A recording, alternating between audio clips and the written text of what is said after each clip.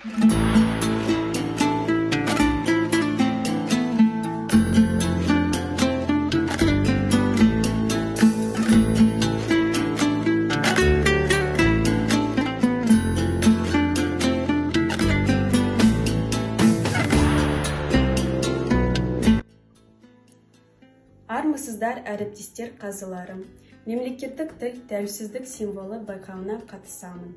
Бастайын мен өзімді таныстырып. Атым Ина, анам Татьяна, Леонид қызымын. Ұлты Украин болса да, қазақ затым. Жолдасым Есен Жакенұлы, ұлты қазақ. Арсен менен Камила балаларым. Көпшілікке өзімді сынға салдым. Келінімін сақтаған қазақ салтын. Топтан озу мақсатым болмаса да, қазақ тілін көрсету нақ мақсатым. Туған жерім Сарыарқа өңірінде Қорғалжының Сабынды ауылында табиғаты керемет, халқы жұмсақ мекендеген Нұраның өңірінде, бауырында.